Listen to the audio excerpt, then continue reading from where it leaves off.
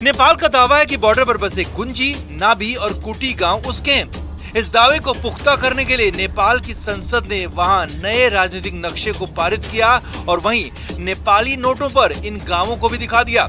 और यही नहीं, सीमा विवाद के जरिए उग्र राष्ट्रवाद की राह पर चले ओली ने बॉर्डर के इलाकों में तनाव भी पैदा किया था। 3 से 4 दिन पहले नेपाल के नए prime minister KP Sharma Oli बने हैं। केपी शर्मा ओली से पहले भी 3 दफा नेपाल के प्राइम मिनिस्टर बन चुके हैं। जब से केपी शर्मा ओली दोबारा से प्राइम मिनिस्टर बने हैं तो इंडियन मीडिया ने इनका जीना हराम कर दिया। आप सबको पता है कि 2020 में केपी शर्मा ओली जब प्राइम मिनिस्टर थे तब इंडिया नेपाल बॉर्डर के ऊपर काफी लड़ाइयां हो रही थी, लेकिन इस दफा 4 दिन पहले जब केपी शर्मा ओली बने हैं प्राइम मिनिस्टर तो तब से इंडियन मीडिया ने नेपाल का जीना हराम कर दिया और केपी शर्मा ओली का। इंडियन मीडिया का कहना है कि जब केपी शर्मा ओली से पहले प्राइम मिनिस्टर थे 2020 में तो पित्तौरागढ़ और कालापानी, लेपुलेख और लिम्पियाधुरा की जमीनों को अपना बताता था, अपने मैप में शामिल कर दिया। आइए इंडियन मीडिया इसके बारे में क्या बात करता है। एक नया रिपोर्ट है, आज का ही रिपोर्ट है, आपके साथ शेयर करेंगे, फिर आपके साथ बात करते हैं कि इंडियन मीडिया क्या चाहता है। पड़ोसी मुल्क नेपाल में बड़ा राजनीतिक बदलाव हुआ है। प्रचंड की जगह केपी शर्मा ओली एक बार फिर से पीएम बने हैं। ओली के चीन समर्थक तो माना ही जाता है ओली को, साथ ही उनकी इमेज भारत विरोधी भी है। ओली के बीते कार्यकाल में पिथौरागढ़ के कई इलाकों को लेकर सीमा विवाद काफी गहरा था। ऐसे में एक बार फिर से इस विवाद के बढ़ने की आशंका व्यक्त की जा रही है।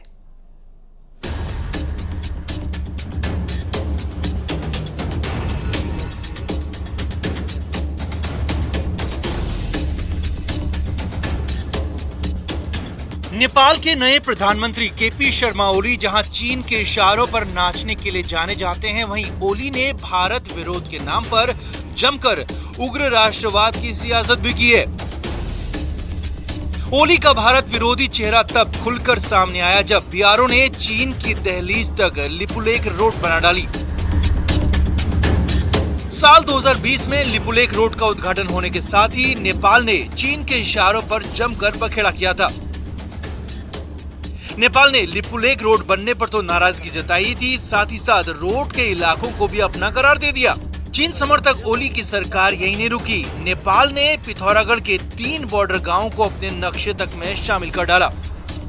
नेपाल का मानना है कि जो महाकाली नदी का उद्गम स्थल है, नेपाल भारत के बीच में जो सीमा नदी के रूप में है, उसका उद्गम स्थल लिम्पियाधुरा है और उससे इस तरफ के जो 3 गांव है कुटी, नाभी, गुंजी, ये नेपाल का हिस्सा है। ये लंबे समय से नेपाल दावा करता रहा है और पिछले संसद में सार्वभौम संसद ने, पूरी संसद ने इसको पास किया। नेपाल का दावा है कि बॉर्डर पर बसे गुंजी, नाभी और कुटी गांव उसके हैं। इस दावे को पुख्ता करने के लिए नेपाल की संसद ने वहां नए राजनीतिक नक्शे को पारित किया और वहीं नेपाली नोटों पर इन गांवों को भी दिखा दिया।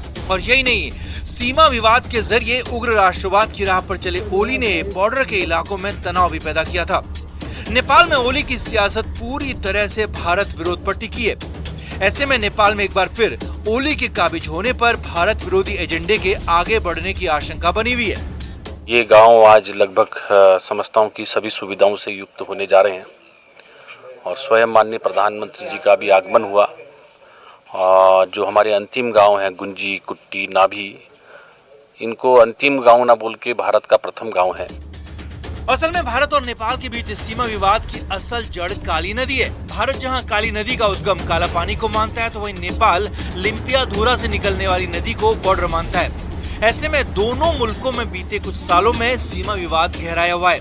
लेकिन एक हकीकत ये भी है कि ओली का भारत विरोध नेपाल के अंदर उनकी सियासी खुराक भी है और इसी खुराक से जहां केपी ओली को राजनीतिक ताकत मिलती है तो वहीं चीन का दुलार भी मिलता है।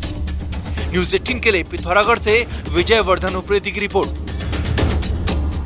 तो ये रिपोर्ट आज का ही है जिसमें इंडियन मीडिया ये कह रहा है कि पित्तौरागढ़ जो के इसमें 3 गांव आते हैं, इसमें केपी शर्मा ओली ने अपने मैप में शामिल कर दिया था। आप सबको पता है कि कोरोना के टाइम पे 2020 की बात कर रहा हूँ, 4 साल पहले, मुझे भी याद है, तब भी मैं नेपाल के ऊपर रिएक्शन देता था। तो इंडियन मीडिया का कहना है कि जब केपी शर्मा ओली उस टाइम पे नेपाल के प्राइम मिनिस्टर थे, इंडिया के बहुत सारे गाँव को, बहुत सारे इलाकों को अपना बताया। इंडियन मीडिया का कहना है कि जब इंडिया ने कालापानी की जमीन के ऊपर रोड बनाना चाहा, केपी शर्मा ओली ने कहा कि ये तो हमारी जगह है। अब सही की प्रॉब्लम अभी नेपाल के अंदर बनी है, है, क्योंकि जब से केपी शर्मा ओली दोबारा प्राइम मिनिस्टर बने हैं 1 हफ्ता हो गया है और इंडियन मीडिया ने इनका जीना आराम करके रखा हुआ है। इंडियन मीडिया कह रहा है कि ये वही केपी शर्मा ओली है जो कि चाइना के इशारों के ऊपर नाचता है। इंडियन मीडिया कहता है कि ये वही केपी शर्मा ओली है जो कि 4 साल पहले कहता था कि असल अयोध्या या नेपाल में है, इंडिया में नहीं है। ये वही केपी शर्मा ओली है जिन्होंने चाइना के कहने पर इंडिया नेपाल बॉर्डर पे हालात खराब किए। देखिए बात यह है कि इंडियन मीडिया इससे काफी गुस्सा है। 2020 में जब केपी शर्मा ओली था तब इंडिया नेपाल के जो बॉर्डर इश्यूज थे वो बहुत ज्यादा थे। वो चाहते थे कि यार इसके ऊपर बात की जाए। केपी शर्मा ओली चाहते थे कि जमीनें वापसी मिल जाए, लेकिन ऐसा नहीं हुआ और उनकी हुकूमत खत्म हो गई। इस टाइम पे भी उनकी हुकूमत इतनी ज्यादा नहीं है, 1.5 साल की हुकूमत है, लेकिन अगर वो जम के चाहे तो इनकी जितनी भी जमीन है नेपाल की वो नेपाल को मिल सकती है। इंडियन मीडिया ऐसा गुस्सा है कि जैसे ये इनका दुश्मन हो, जानी दुश्मन हो। लेकिन मैं अगर आपको बताऊं केपी शर्मा ओली नेपाल और इंडिया के बेहतरी के लिए भी बहुत सारी डील्स किए थे, बहुत सारी चीजें ऐसी भी थी, लेकिन इस दफा वो चाहते हैं कि नई डील्स बने, नए काम हो। अभी उनको इंडिया भी जाना है, इंडिया की डील पे भी जाएंगे, इंडिया की विजिट पे भी जाएंगे। तो आने वाले दिनों में क्या होता है वो आपके साथ फिर शेयर करेंगे।